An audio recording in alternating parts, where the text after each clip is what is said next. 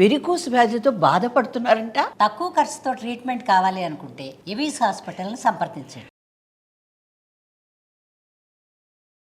Operation Sindoor అసలు పేరు ప్రకటించిన వెంటనే వాట్సాప్ స్టేటస్ అబ్జర్వ్ చేస్తే మీరు టక టక టక అందరి స్టేటస్ అందరి ప్రొఫైల్ పిక్ అంతా అదే.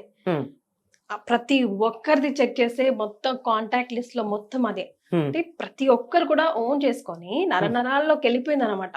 బికాస్ పహల్గామ్ ఇష్యూ అనేది డిజాస్టర్ అనుకోండి, ఇంకా ఎప్పటికీ మర్చిపోలేని ఇష్యూ అనుకోండి. బట్ ఆపరేషన్ సింధూర్ పేరిట అసలు ఈ మొత్తం ఇష్యూ మీద మీ అభిప్రాయం చెప్పండి అమ్మా. జై భారత్, జై జవాన్, అంతే, అంతకన్నా ఇంకా చెప్పేది ఏం లేదు. మరే భారతదేశానికి విజయం. నిజానికి ఆ పేరు వినంగానే ఇలా ఒంట్లో నుంచి ఆనందం వచ్చేసింది. తెల్లవారుదామన 3 గంటల నుంచి అది 1:40కి ఎంతకు అయింది. అది వార్త రాగానే తెల్లారుదామన 3 గంటల నుంచి 7 గంటల దాకా టీవీ దక్కించి కదిలితే ఒట్టు. ఆ తర్వాత అందరికి చక్కగా స్వీట్స్ పంచుకున్నాం, ఎవరు అందుబాటులో దొరికితే వాళ్ళకి. ఎందుకు అంటే అసలు అప్పటిదాకా రకరకాల వ్యాఖ్యానాలు విన్నాం. ఏమిటి ఇంత చచ్చుగా ఊరుకున్నారు, మన మీద దాడి చేస్తే కూడా సమాధానం చెప్పట్లేదు, మన రాఫెల్ ఉన్నాయి కదా మనకి, వాటిని ఎందుకు ఉపయోగించట్లేదు, మన వాళ్ళే అది దానికి ఒక పచ్చిమిరపకాయలు నిమ్మకాయ పెట్టి ఇందుకు దిష్టి బొమ్మలా పనికొస్తుంది అనుకున్నారా. ఇట్లాంటివన్నీ చూశాక నిజమే కదా అని అందరికీ, సామాన్యులందరికీ అనిపించింది. కానీ ఆ ఒక మొహం ఉందే, ఆ మొహం చూశాక ఇది మామూలు కాదనుకున్నాం. ఎందుకంటే పంజా విసరడానికి ముందు సింహం ఆగుతుంది, ముందుకు దూకడానికి ముందు ఒక అడుగు వెనక్కేస్తుంది. దాన్ని ఏమంటారంటే సింహావలోకనం అంటారు. సింహావలోకనం అంటే తను వేసేటటువంటి గంతు ఎక్కడికి వెడుతుంది అన్నది అన్ని పక్కల ఇలా పరిశీలించి అప్పుడు ఒక గంతు వేస్తుంది. అది నాకు అలా అనిపించి ఎప్పుడు ఏమవుతుందా అని ఎదురు చూసాను. ప్రతి దానికి ఆవేశానికి ఏముందమ్మా, తమలపాకుతో నువ్వొకటంటే తలుపు చెక్కతో తాను అననట అన్నంత మాత్రంగా అలా వెళ్ళిపోతే వాళ్ళకి వీళ్ళకి తేడా అంతే కదమ్మా. ఇంచేత అప్పుడు ఏమవుతుంది, అలా గనక చేసినట్టయితే భారతదేశం యుద్ధం చేసినట్టు అవుతుంది. ఇంతవరకు చరిత్రలో భారతదేశం ఎవరితోనూ తనంతట తానుగా యుద్ధానికి వెళ్ళలేదు, ఇక ముందు కూడా వెళ్ళదు. ఎవరైనా మన మీదకి వస్తే ఎంతకాలం ఊరుకుంటాం. ఒకప్పుడు ఈ చెంప మీద కొడితే ఆ చెంప రెండో చెంప చూపించమనేటటువంటి పద్ధతి నుంచి ఒక చెంప మీద కొడితే రెండో చెంప చూపించటం కాదు, 2 చెంపలు వాయించే స్థితికి ఉన్నాం మనం. 36 బళ్ళు బయటపడాల్సిందే. 2 చెంపలు వాయించడానికి సిద్ధంగా ఉన్నామని చెప్పాలి కనీసం. అందుకని ఆ స్థితిలో ఉన్నప్పుడు ఎందుకు ఆగాము అంటే స్ట్రాటజిక్గా ఆగి ఉంటారు అని కొంతమంది మా క్లోజ్ సర్కిల్స్ లో అనుకుంటూ ఉంటాం కదా, ఎందుకు ఊరుకున్నది ప్రభుత్వం, ఎందుకు ఇంకా ప్రభుత్వం అని కొంచెం నేను కొంచెం మామూలుగా చెప్పా, కానీ మోడీ ఎందుకు ఊరుకున్నాడు, ఇట్లా మాట్లాడే వాళ్ళు కూడా చాలా మంది ఉన్నారు. ఉంటే ఒకటే సమాధానం, మనం ఆ పొజిషన్ లో ఉన్నామా, లేం కదా. ఏమంటాం, అక్కడ ధోని ఇలా కొట్టుండొచ్చు అని మనం ఇక్కడ అంటాం, అది కుర్చీలోంచి లేవం కదా. డ్రాయింగ్ రూమ్ ప్లేస్ మనం ఆటలు మనం అన్ని ఆడేవి అంతే కదా, అట్లా చేయాలి ఇట్లా చేయాలని కబుర్లు చెప్పేయడం. అప్పుడు చేస్తుంటే ప్రపంచం దృష్టిలో మనం ఏమైపోయి ఉండేవాళ్ళం. 12 రోజులు అనుకుంటే ఆగాం.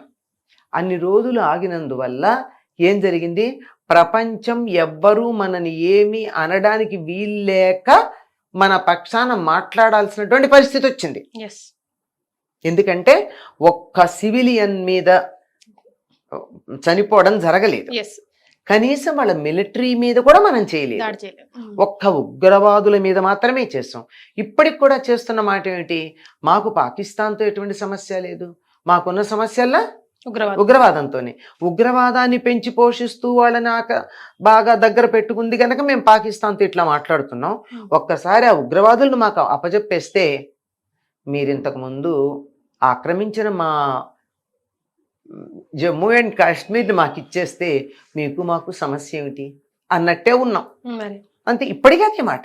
ఆ మాటలో ఎక్కడా కూడా మాట తప్పడం అన్నది కానీ, మాట ఇటు నుంచి అటు మెలిక పెట్టడం కూడా లేదు, ఉన్నది ఉన్నట్టే చెప్పాం.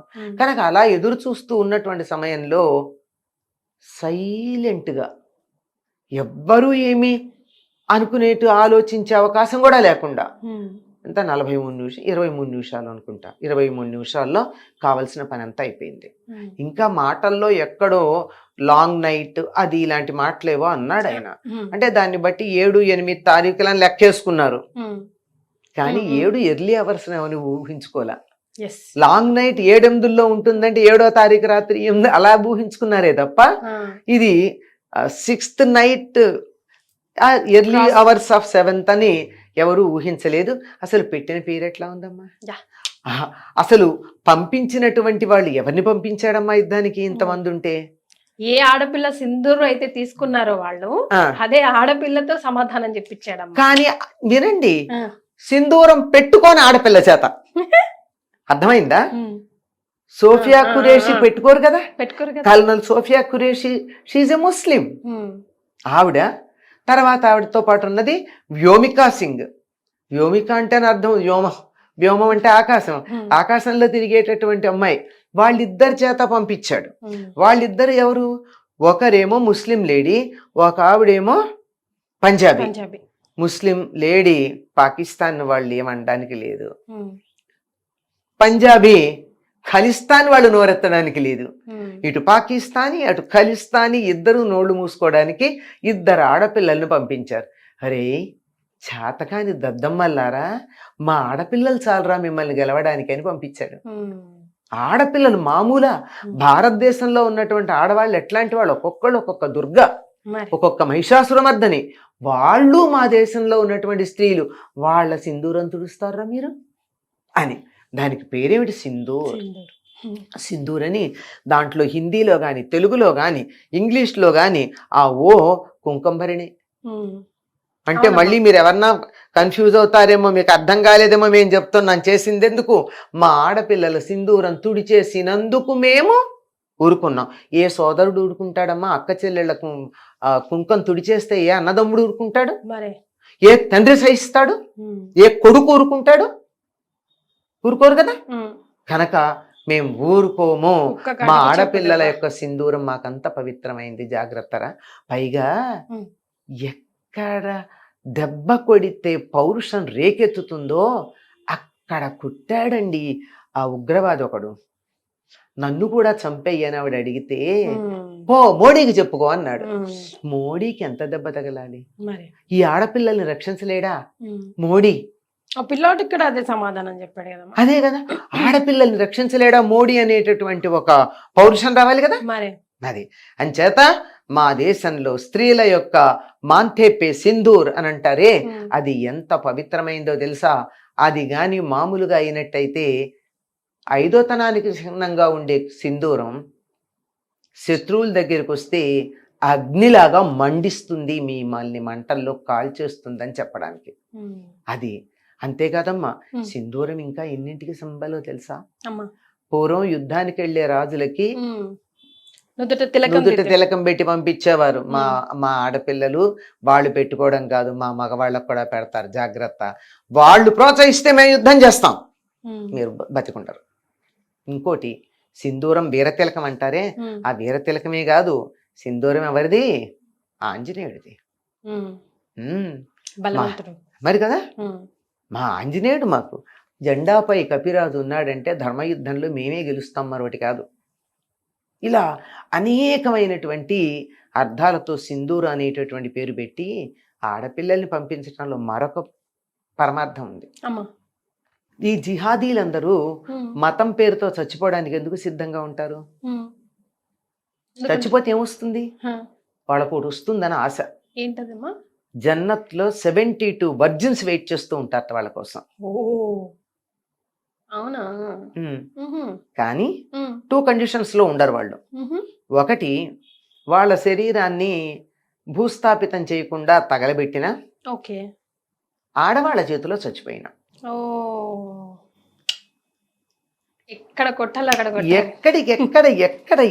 ఎక్కడ ఎందుకు ఎన్ని రకాలుగా నమస్కారాలు చేసినా, ఎంత అసలు ఆ తెలివి గాని, ఆ చాణక్యం గాని, ఆ రాజనీతి అంటారు దీన్ని, పాలిటిక్స్ కాదమ్మా, దానికి సంబంధించి పొలిటికల్ సైన్స్, ఎంత చాణక్య నీతి, ఇంకేముంది, మరి వాళ్ళకి ఏం గతుంది, వీళ్ళ చేతుల్లో చచ్చిపోయినటువంటి ఉగ్రవాదులకి.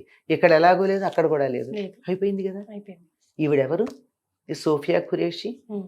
వాళ్ళ గ్రేట్ గ్రాండ్ మదర్ రాణి లక్ష్మీబాయి సైన్యంలో పనిచేసినటువంటి ఆవిడ. ఓ, అవునా? వాళ్ళ దేశభక్తి నర నరాన ఉంది. ఉంది కదా. భారతదేశంలో హిందువులు ఏమిటి, ముస్లిమ్స్ ఏమిటి, ఎవ్వరికైనా దేశభక్తి ఉంది. మతం మాకు సంబంధం లేదు అని ఒక పెద్ద డిక్లరేషన్ అక్కడ. ఉమ్. మీరు మతోన్మాదులు, ఉమ్. భారతీయులకు మతోన్మాదం లేదు. ఉమ్. భారత సైన్యంలో పంజాబీలు ఉన్నారు, ఉమ్. ముస్లిమ్స్ ఉన్నారు, క్రిస్టియన్స్ ఉన్నారు, ఉమ్. అన్ని మతాల వాళ్ళు ఉన్నారు. ఉమ్.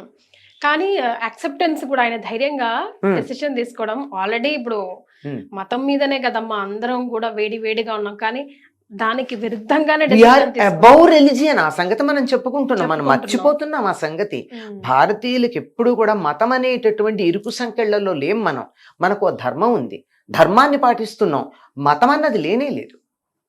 మతం అన్నది లేదంటే లేదని కాదు, మతం మనకి బ్యారియర్ కాదు. కాదు. నేను విష్ణువుని పూజిస్తాను, నువ్వు శివుణ్ణి పూజిస్తావు, ఆ కుర్రాడు అమ్మవారిని పూజిస్తాడు, ఇంకోడు ఆంజనేయుని పూజిస్తాడు, ఇంకోడు బుద్ధుడిని పూజిస్తాడు, ఇంకోడని పూజిస్తాడు. మాకేం అభ్యంతరం లేదు. ఇలా ఎవరికి వాళ్ళు విడివిడిగా దేవతల్ని పూజించుకునే వాళ్ళు వాళ్ళ మతాల ప్రకారం ఉన్నా మనదంతా ఒకటే సనాతన ధర్మం. ఋషులు చెప్పిన పద్ధతిలో జీవిస్తున్నాం, వేదం చెప్పిన పద్ధతిలో జీవిస్తున్నాం. అది పాయింట్. అది ముఖ్యమైనటువంటి విషయం. కనుక మాది సెక్యులర్ అంటే సెక్యులర్, మా సైన్యం సెక్యులర్, మా దేశం సెక్యులర్, మా చట్టం సెక్యులర్, మా కాన్స్టిట్యూషన్ సెక్యులర్, మేము సెక్యులర్. మాకెటువంటి మతభేదాలు లేవు అని చెప్పడానికి ఆవిడ ఎప్పుడు వాళ్ళ వంశం ఎట్లాంటిది అమ్మాయి చెప్పింది. వాళ్ళ తాతగారు ఆర్మీలో ఉన్నారట, వాళ్ళ అమ్మగారు ప్రోత్సహించారట నువ్వు ఆర్మీలోకి వెళ్ళమని. వాళ్ళకి నరనరాన దేశభక్తి ఉందిట సోఫియా ఖురేషి గారి రక్తంలో. అట్లాంటి వాళ్ళు ఉన్నటువంటి దేశంలో మతం పేరు చెప్పి చేస్తారా? ఆ మతం పేరు కూడా మతంలో ఒక శాఖగా మీకు. అక్కడ పెహల్గాంలో చంపినటువంటి వాళ్ళల్లో కూడా ఒక లోకల్ ఉన్నాడు, ఆ లోకల్ ముస్లిం. వాడిని ఎందుకు చంపారు?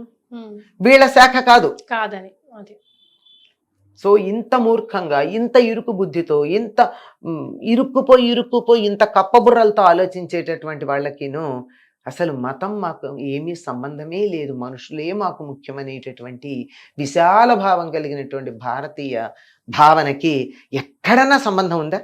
తల దించాల్సిందే, ఎక్కడైనా చెప్పాల్సిందే. ఏది అసలు ఎందుకు ఎదురు చూశాడు? 12 రోజుల పైగా ఎందుకు ఎదురు చూశాడు అంటే ఉగ్రవాదులు ఎక్కడున్నారో తెలుసుకుని వాళ్ళని మాత్రమే కొట్టి ఒక్క సివిలియన్ కూడా నష్టపోకుండా చూశారు. ఇప్పుడు సీజ్ ఫైర్ కూడా స్ట్రాటజిక్.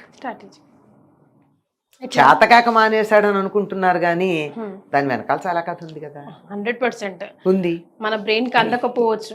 అక్కడ మనమెవరమండి మనం ఆలోచించేది?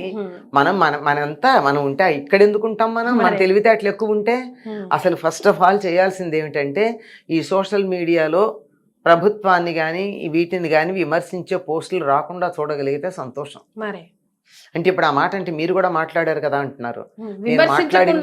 నేను మాట్లాడింది ప్రభుత్వం చేసేటటువంటి పనిని సమర్థిస్తూ, ప్రభుత్వం నిర్ణయం తీసుకోవడానికి ఎందుకు ఆలోచించిందంటే మనకన్నా మేధావులు కదా, మనకన్నా తెలివితేటలు ఎంత ఉంది. మన తెలివితేటలంతా నాకు ఇక్కడ కూర్చొని డ్రాయింగ్ రూమ్లో మాట్లాడగలను, మహా అయితే స్టూడియోలో కూర్చొని మాట్లాడగలను, లేదా ఫ్రెండ్స్తో చిట్ చాట్ చేయగలను. కానీ యుద్ధరంగానికి వెళ్ళి అక్కడ నేను అక్కడ ఉన్న పరిస్థితిని చూడలేను. తర్వాత మనకున్నటువంటి సైన్యం కానీ మనకున్నటువంటి అస్త్రాలు కానీ వాటి వివరాలు నాకేం తెలియవు, ఏది ఎక్కడ వాడాలో తెలియదు. పాకిస్తాన్ దగ్గర ఎవరెవరి అస్త్రాలు ఉన్నాయో తెలీదు, చైనా ఇచ్చినవన్నీ ఉన్నాయి, టర్కీ ఇచ్చినవన్నీ ఉన్నాయి, ఇంకోళ్ళు ఇచ్చినవన్నీ ఉన్నాయి. ఆ లెక్కలన్నీ నాకు తెలియవు కదా. అవన్నీ తెలిసిన వాళ్ళు ఉన్నారు. వాళ్ళు ఒక నిర్ణయం తీసుకుంటే మనం ఈ సమయంలో వాళ్ళు తీసుకునేటటువంటి నిర్ణయాలకి మనం కట్టుబడి ఉండి వాళ్ళకి నైతికంగా బలం ఇస్తే చాలు. అది మనం చేయాల్సినటువంటి పని. అంతేగాని ఇక్కడ కూర్చొని అట్టా చేస్తే బాగుండేది కదా, ఇట్లా చేస్తే బాగుండేది కదా, ఈ కథాల ముందు నువ్వు కుర్చీలోంచిలే, ఒక అడుగు ముందుకు వెయ్యి, ఒక్క పూట కాఫీ తాగడమో టీ తాగడమో మానేయి, అరగంట ఆలస్యంగా భోజనం చెయ్యి, ఎండలో కాసేపు వెళ్ళి నిలబడు, గడ్డ కట్టే చలిలో 10 నిమిషాలు నిలబడు, అప్పుడు మాట్లాడు. ఇవేమీ లేకుండా ఇక్కడ కూర్చుని ఇష్టం వచ్చినట్టు మాట్లాడడం కాదు. దీని వెనకాల కూడా ఎందుకంటే సీజ్ ఫైర్ అని చెప్పిన తర్వాత కూడా మళ్ళీ కాలు దువ్వుతున్నారా? ఇది సైనిక చర్య కదా. మనం చేసింది ఆపరేషన్, ఇట్స్ నాట్ వార్. వాళ్ళు చేస్తోంది వార్ చేస్తూ ఉన్నా మనం సమాధానం చెప్తున్నామే కానీ మనం ఒక అంగుళం కూడా ముందుకెళ్ళట్లా. ఎంత జాగ్రత్తగా ఆచి తూచి అడుగు వేస్తూ యావత్ ప్రపంచం మనని తప్పు పట్టే అవకాశం లేకుండా ఉండేటట్టుగా జాగ్రత్త పడుతున్నాం. ప్రతిపక్షాలు కూడా నిర్ద్వంద్వంగా మేము ప్రభుత్వం తీసుకునే నిర్ణయానికి కట్టుబడి ఉంటామని చెప్పారు ప్రతిపక్షాలన్నీ. మన అసదుద్దీన్ ఓవైసీ కూడా జై భారత్ అన్నారు కదా. తప్పదమ్మా, నేను మోడీని సపోర్ట్ చేస్తున్నానని చెప్పారు కదా. అంటే దేశ అవసరం అది. ఎందుకంటే అలా అనడానికి కూడా ఇక్కడ ఎన్నో కారణాలు ఉన్నాయి.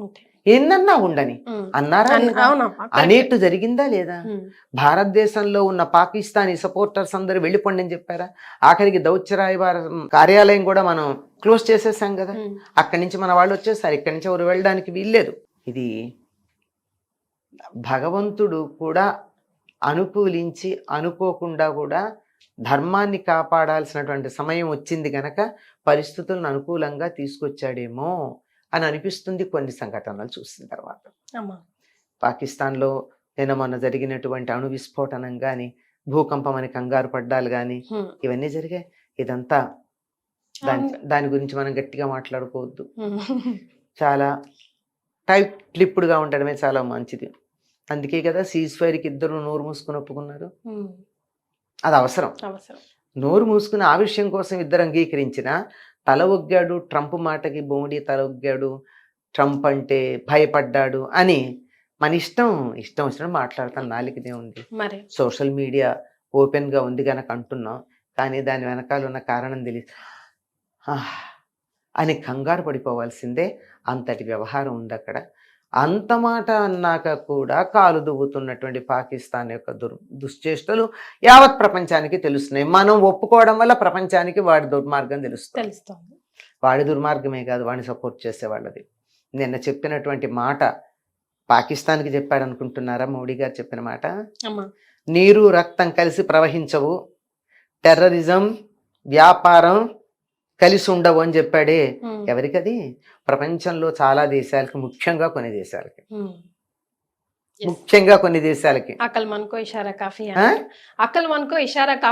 కాఫీ హై అర్థమైపోయింది.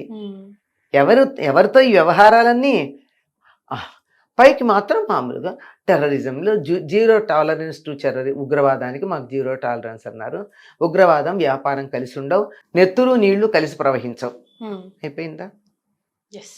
ఈ రెండు స్టేట్మెంట్స్తో యావత్ ప్రపంచానికి మన స్టాండ్ ఏమిటో తెలిసింది.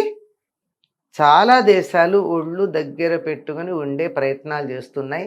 రష్యా తన పెట్టుబడితో మన సుదర్శన్ని మించినటువంటి S-400 అనుకుంటే S-500కి ఇక్కడే ఫ్యాక్టరీ పెడతాము, మా పెట్టుబడే ఉంటుంది, మీ ఇండిజినస్ మీ వాళ్ళతో మీ సైంటిస్టులతో తయారు చేయండి, ఫ్యాక్టరీ ఇక్కడే, పెట్టుబడి మాది అని ప్రపోజల్ పెట్టింది. మరి ఈ లెవెల్కి తీసుకొచ్చినప్పుడు ఇది పాకిస్తాన్ ప్రెసిడెంట్ 120 దేశాలకు థ్యాంక్స్ చెప్పుకున్నాడు. చిన్న ఇంత ఇంత ఇంత దేశాలకు కూడా సీజ్ ఫైర్ తర్వాత. మధ్యలో ఏవో 27, 28 ఏవో కట్స్ ఉన్నాయి. అంటే మాట్లాడడానికి ఆయనకి ధైర్యం లేదు. మన ప్రధాని ఎంత ధైర్యంగా మాట్లాడారు. అయ్యాక ఎక్కడైతే మేము ఆర్మీ స్థావరాలని ధ్వంసం చేశామని పాకిస్తాన్ స్టేట్మెంట్ ఇచ్చిందో అక్కడికి వెళ్ళాడు మోడీ. వెళ్ళి అక్కడ కనపడ్డాడు. పాకిస్తాన్ దాన్ని నాశనం చేస్తే మోడీ అక్కడికి వెళ్తే సైన్యం ఎలా ఉంటుంది? అన్ని అబద్ధం అని తిప్పింది. ఎవరికి థ్యాంక్స్ చెప్పాడు? ఒక్క ఆర్మీకి థ్యాంక్స్ చెప్పాడు, ఇంకెవరికి చెప్పలేదు మోడీ. పాకిస్తాన్ ప్రెసిడెంట్ ప్రపంచంలో ఉన్న ఇంత ఇంత ఇంత దేశాలు కూడా థ్యాంక్స్ చెప్పాడు. మనం ఎవరికి చెప్పక్కర్లా. జై జవాన్, జై భారత్. చాలా సంతోషం అమ్మ. అంటే మీ నోట ఈ చిన్న చిన్న విషయాలు, చాలా ఇంపార్టెంట్ విషయాలు కూడా ఇంట్లో కూర్చొని ఓన్లీ న్యూస్ మాత్రమే చూస్తున్న వాళ్ళకి హైలైటెడ్ పాయింట్స్ గా తెలుస్తాయి అనమాట. అంటే ఇప్పుడు మీరు చెప్తుంటే నాకే 2-3 సందర్భాల్లో గూస్ బంప్స్ వచ్చాయి. మన డైలీ ప్రపంచంలో మునిగిపోయి తేలిపోతూ ఉంటాం, కానీ ఇలాంటివి కూడా ఇవాళ ఇక్కడ కూర్చుని మనం ఇలా డిస్కస్ చేస్తున్నామంటే కారణం ఎవరమ్మా? అక్కడ బార్డర్ లో ఉన్నటువంటి సైనికులు -60 degrees నిలబడి గడ్డ కడుతున్నటువంటి చలిలో గడ్డ కట్టి చనిపోయిన వాళ్ళు ఎంతో మంది ఉంటారు తెలుసా? ఫ్రీజ్ అయిపోయిన వాళ్ళు ఉంటారు, రక్తం గడ్డ కడుతుంది లోపల నుంచి. అలాంటి స్థితుల్లో ఉండి కూడా యుద్ధం చేసి మనని రక్షిస్తున్నటువంటి వాళ్ళ వల్ల కదా ఇవాళ ఇక్కడ ప్రశాంతంగా కూర్చుంటున్నాం. డ్రాయింగ్ రూమ్ లో కూర్చుని కబుర్లు చెప్పేవారు, స్టూడియోలో కూర్చుని నాలాగా మాట్లాడేటటువంటి వాళ్ళు, కూర్చుని కమ్మగా భోజనాలు చేసేవాళ్ళు, ఆటలు ఆడుకునేవాళ్ళు. ఇదిగో ఇక్కడ జరుగుతున్నటువంటి ప్రపంచ సుందరి పోటీల్లో పాల్గొని ఎంజాయ్ చేసేవాళ్ళు. ఇంకేది చేస్తున్నా, మనం పూజ చేసుకుంటున్నా సరే మనం ప్రశాంతంగా కూర్చుని చేసుకుంటున్నాము అంటే వాళ్ళు అక్కడ రక్షించటం వల్ల మరి వాళ్ళకి మనం ఎన్ని ధన్యవాదాలు చెప్పుకుంటే, ఎన్ని సెల్యూట్స్ చేస్తే మన కృతజ్ఞత వాళ్ళకి ప్రకటమవుతుంది. మనం వాళ్ళ రుణం ఎలా తీర్చుకుంటామో చెప్పు. మన కన్న తల్లికి మనం ఎంత రుణపడి ఉంటామో అంతకన్నా ఎక్కువే. మా మదర్స్ డే అని అందరూ పెడితే నాట్ ఓన్లీ మదర్స్, భరతమాతకి కూడా మీరు నమస్కారం చేయాల్సిందే. భరతమాతకి మాతలకి మాత భరతమాత, ఆవిడకి మనం ఇవాళ మదర్స్ డే చేసుకోవాలని చెప్పాను నేను. సూపర్, చాలా సంతోషం అమ్మా, ధన్యవాదాలు.